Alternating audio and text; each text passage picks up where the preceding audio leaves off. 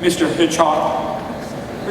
It started Bryan Singer, who did the first X-Men movie, when some politician came out of the water on a beach. There was a scene. He had turned into a weird creature or a weird guy, and as he walked out of the water like this, people on the beach were looking at him askance because he looked so strange. So Bryan Singer, the director, wanted people on the beach to see this guy walking past, and he wanted the people like this. So he asked me, couldn't have just people standing there, they had to be doing something. So he asked me if I would sell hot dogs. So I had a little hot dog stand on the beach, and when this guy walked by, I was putting some mustard or something on a hot dog, and I went like this. Not quite that corny, but you get the idea. And that was it. That was my first cameo. Then who directed the first Spider-Man again? Sam Raimi's my friend, I've got his name. Sammy. When Sam Raimi did the first Spider-Man, which I think came after that, there was a scene where something is happening up above in the building. Spider-Man fell down, as I don't remember, but everybody is looking up like this. Ooh. And he said, you be one of the people looking up going, ooh, ooh. And I'm very good at going, ooh. So that was my second cameo. Then I guess the other directors doing the other movies felt, why should they have the use of all of Stan Lee's cameo talent and not us? So everybody's been giving me cameos. I'll tell you what I've decided to do. I don't remember if I've told you this or not. I was thinking maybe I should give other people cameos in my cameos. That would be kind of cool.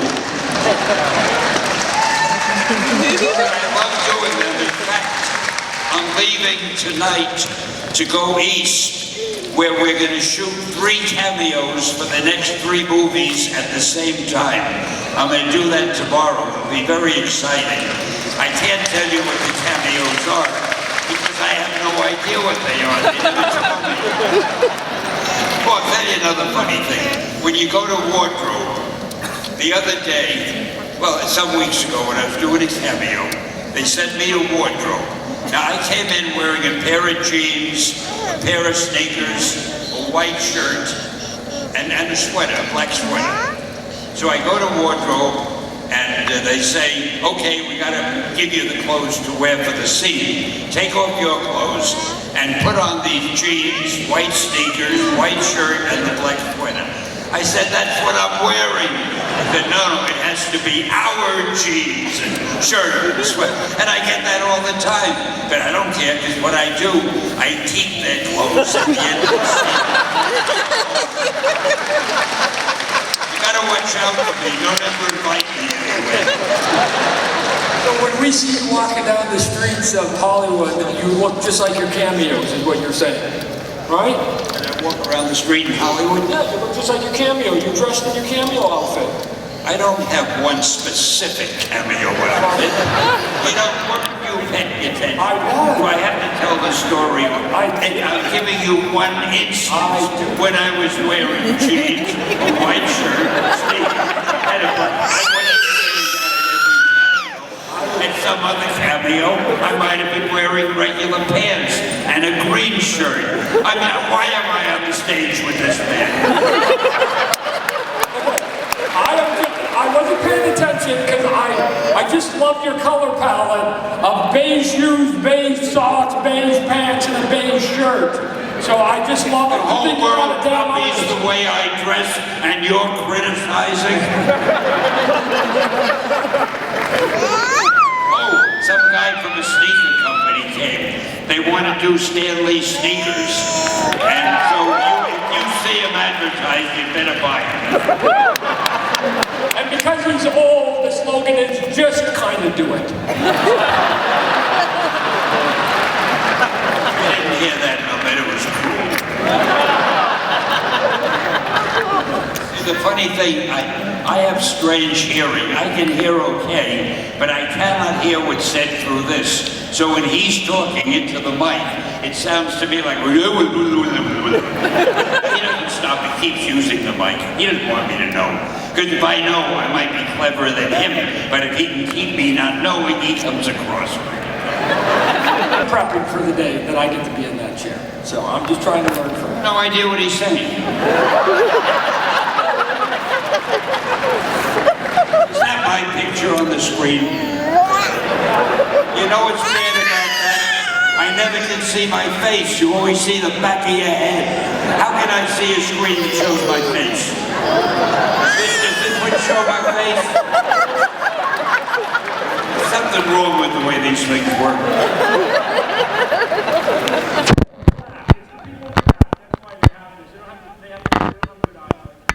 Wait a minute, speaking of the people in the back, I thought I saw an empty seat.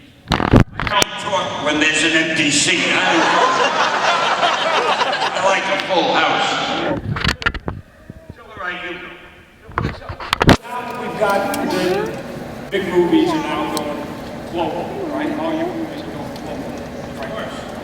So are there any of, I mean, again, they're all your babies, so it's always a tough question. Is there a favorite amongst your babies of the movies you've seen so far? You mean of the Marvel movies? I love them all. Each one is better than the last one. Hey, Deadpool.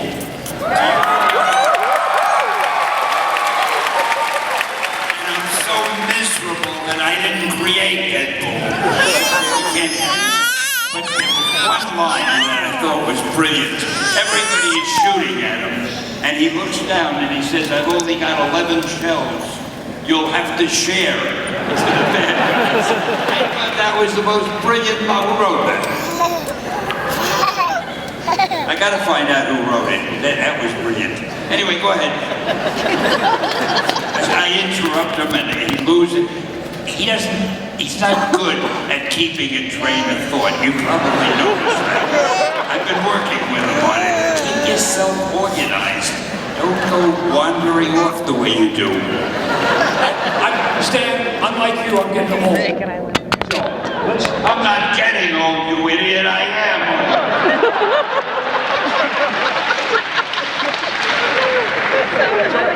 Let's go back in time. So Wish I could. So Stanley is you start Marvel comic books in the early '60s, right? Now there has to come a time where, and I don't even know if the answer is what I'm asking you, that at some point Jerry Conway, Ray Thomas, when they come in and have to write the books, is it because you didn't have enough time, you couldn't keep up, or because you were expanding so many titles, you needed to bring more people into it? Because they were sort of, to me... Oh, I had the time. I just figured, why should I do all the work? And so, though, that next wave, what was the instructions you gave them? Was it to continue what you were doing? Or was it to sort of keep adding to the tapestry of the storyline back then? Well, I'm not quite sure I understand the question, but what happened was, I had been writing the books for so many years, and then they made me the publisher. And as publisher, I had to do other things, and I didn't have the time to write the books. So what do? You get somebody else to write the books for you. There was Roy Thomas, Lynn Weed, all the guys you mentioned. They were good writers. They had been working on the books for years. They were assistant editors. So I made them the editor and the writer of whatever books they were. And they've been writing them, and then new writers came in, and I don't even know the writers in Marvel anymore. Some of them are so new, haven't even met them yet. But what's happening is this. Years ago, a really good writer, the kind of writer who could sell novels or screenplays, wouldn't dream of writing comic books. Now it's different. Now the top writers in the country or in the world, they want to write Marvel comics because they know everybody will read them and the chances are they will turn into movies. So it's all been reversed. Comic books, which were once looked down upon, have now become like the top level of culture in the country, and it doesn't make me unhappy. No, comic books, the biggest change I've seen since I broke into comic books is that we've gone mainstream, right? Just so you people know that the Hollywood Walk of Fame finally decided to give an honor to a comic book person, my good friend Stan Lee. So we now have a comic book person on the Hollywood Walk of Fame, right? We're legit. Comic books are legit. The first week I stood in front of that little thing on the sidewalk, and I would have punched anybody who stepped on it. Now I'm very casual about it. See the picture where I laid down next to it? I put it on my Facebook. I laid in the middle of the street, laid next to it, and all the homeless guys ran away because they thought I was like even more homeless than them. Going, why is he hanging out here? This is where we usually sleep. So, but what it does is though, the one thing I've noticed when you and I used to go to comic conventions, right? The San Diego Comic-Con, remember, was a comic convention, right? It's now a pop culture event. And what has happened is the mainstream, I'm with you, that comic books have gone mainstream and it helps all of us, right? Like everything we do now, like you're saying, is legit. So when we now walk into, it's strange, when we walk into Hollywood, they want our ideas, right? Before, we were sort of stepchildren, and now they're going, what do you guys have? Bring us your books. They like comics. Now they push people, excuse me, Steven Spielberg, get out of the way. I think that's Stan Lee with Todd McFarlane who want to talk to me. If I may broach another subject, which I think is tremendously important, and I need your help. The word comic book. Oh, here we go. Well, no, this is important. See, I'm a perfectionist. This man doesn't care about things. Usually when people write comic book, they write it as 2 words. I bought myself a comic book. It should never be written as 2 words, because as 2 words it means a funny book. I bought a comic book, a funny book. It should be 1 word. Comic book is 1 word. It's a type of book. It's not a funny book.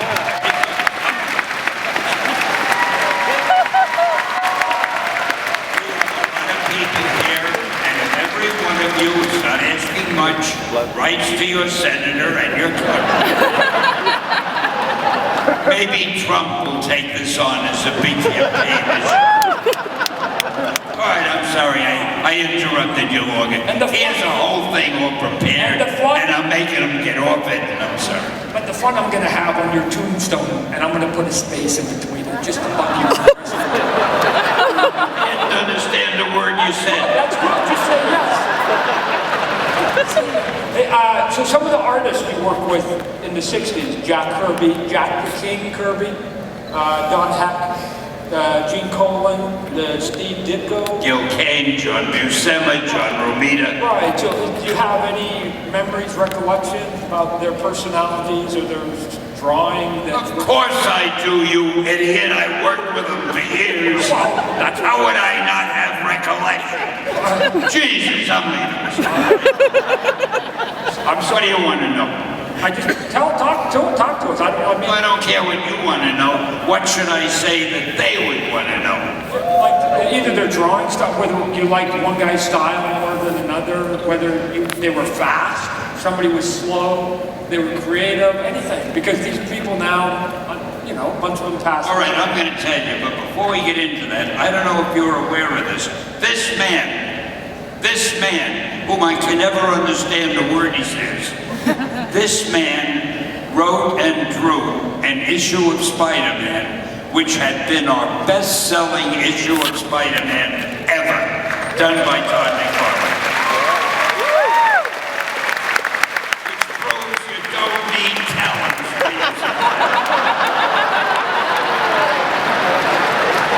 It's true.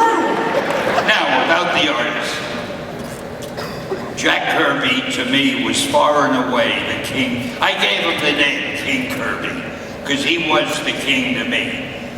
I would watch Jack draw, and it was almost as if he was tracing, as if the drawing had been there already, and he was just going over it. He never hesitated. He'd never do a line and erase it and do it over again. It's like everything he drew was just the way it should be, and he could design characters and costumes, and he was magnificent. And he also could draw a strip. He should have been a top Hollywood director. He always knew the best scene to draw, the best angle, and so forth. And he was the fastest. Good as he was faster than anyone else. So he would be number one for me.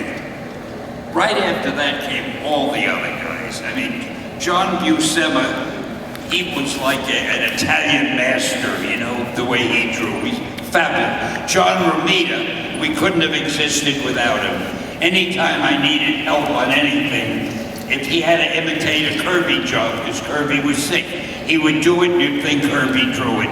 He had it when Steve Ditko gave up Spider-Man. Romita took Spider-Man over, and for the first few issues, you wouldn't know it wasn't Ditko. He drew it just like Ditko did, until slowly he went into his own style, which is what I wanted him to do.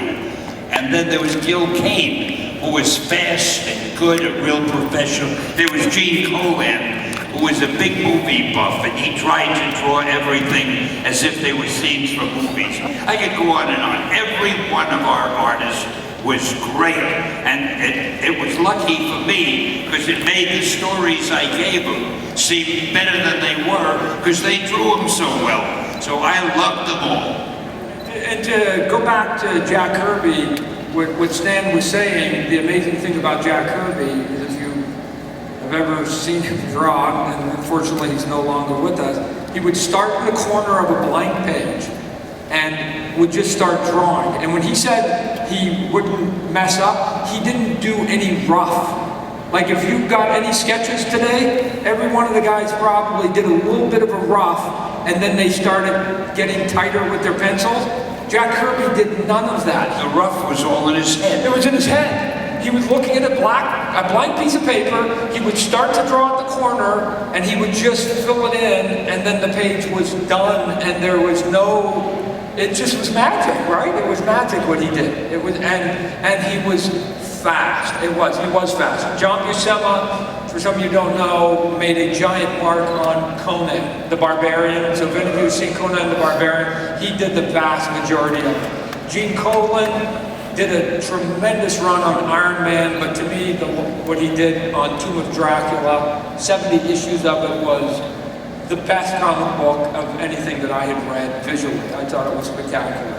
And then, who else did, Gil Kane was arguably the biggest influence on me for dynamics. Gil Kane was Broadway.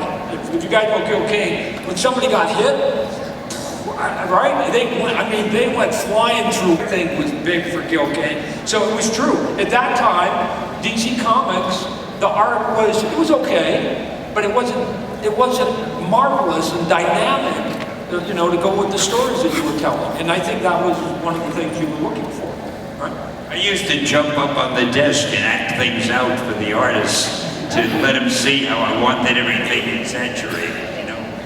And those were good days. Now that you mention it, I'm thinking of it. I loved working with those guys. They were terrific, and they made everything I wrote look better than it was. So bless them all. All right, so we're down to 15 minutes, so do you want to go to some questions here from the audience? Not particularly. I don't know the answer. So instead of listening to my questions, why don't we get to... Oh, if it'll shut you up for a while, yeah, let's take it. But you gotta tell me what it is. I won't hear them. That's why I'm here. All right, you're Batman, I'm Robin. Let's go, Bruce. All right, okay, young man, we got a young little fan here. What do you have for us? Hey, Mr. Lee. What would you say your favorite Marvel character is? Of all the characters you created, you have a favorite. Spider-Man.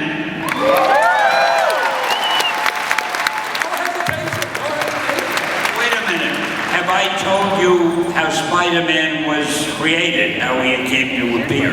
No, but you are. I'm going to tell you. I think it's a funny story.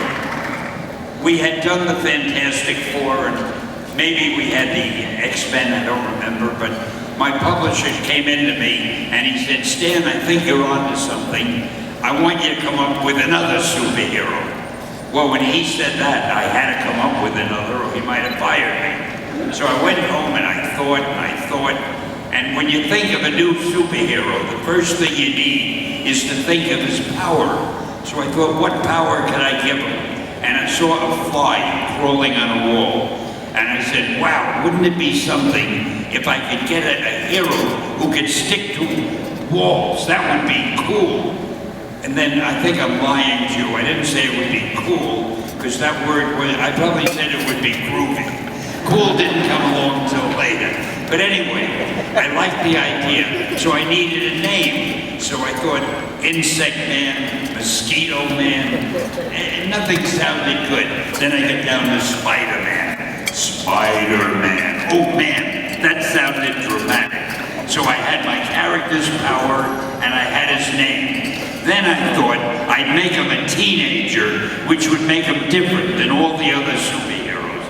And then I thought I'll give him a lot of personal problems, and that'll make him very different. So I went running into my publisher's office, and this is the reception I got. My publisher said, Spider-Man? Stan, people hate spiders. You can't call a hero Spider-Man. And you want to make him a teenager? A teenager can only be a sidekick. And you want him to have personal problems. Don't you know what a superhero is? So I left the office with my tail between my legs. I was so depressed.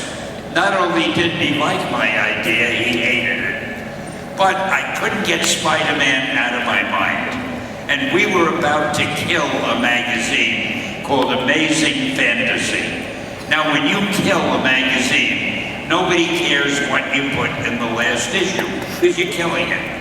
Just to get it out of my system, I wrote a Spider-Man story, did go through it, I put it in Amazing Fantasy, and forgot I put it on the cover, and I forgot about it. A month later, all the sales figures came in. An Amazing Fantasy with Spider-Man was by far the best-selling book of all the ones we had. So a few minutes later, my publisher came running into my office. Stan, you remember that character Spider-Man of yours that we both liked so much? I swear. He said, let's do it as a series. And that's how Spidey was born. Hello, Mr. Lee. Is there any character that you've written that you feel that you put more from yourself into, or anyone that you identify with?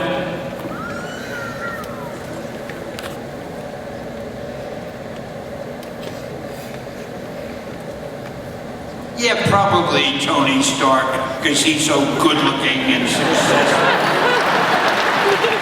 No, I don't really think so. When I'm writing anything, I'm putting myself into it, because whatever I have the character saying is what, obviously, as the writer, it's what I would say. And whatever the character does is what I would do if I were that character. I think every writer is like that. When you're writing about somebody, you have him do the things you would do, unless he's the villain. But even the villains, I try to treat them, have them do the villainous things that I would do if I were. I think I'd make a great villain, by the way. Oh, I'll tell you about Dr. Doom. He's one of my favorite villains, but I think that really he's been treated unfairly, because he's not really a criminal. See, all Dr. Doom wants to do is rule the world. Now, you can walk up to a policeman at any time and say, officer, I want to rule the world. He can't arrest you. It's not a crime to want to rule the world. So I don't know why they make this big deal about what's his name? Doc Doom. Dr. Doom. Sorry, I keep interrupting. That's DD, so it's easy for you. Doc Doom, that's it. All right, next. We got, this better be good. Pressure's on, you got the whole arena. One last question. Nobody has any questions. This guy had a question right here. So we're gonna come down here, he's gonna give you a question. Yes, sir, what would you like? I've been a really huge fan for a long time, and one of your main characters that really drove me to loving you is Spider-Man. And I was just wondering, because I've heard that a lot of other comic book artists create their characters from like There's no question, he's writing a book. come up with their ideas from like families with certain issues or whatever. And I was just wondering if any of your if any of Spider-Man's attributes came from any of your family or friends. So, I want you to tell that to me word for word. he said, is it Spider-Man or Spider-Man? Like comic book or comic book? Spider-Man or Spider-Man? You're joking. I am joking. His question is, did you ever pull attributes from, did you ever pull ideas or attributes, characterizations from neighbors or friends or families and sneak them into someone's character? Never. Okay.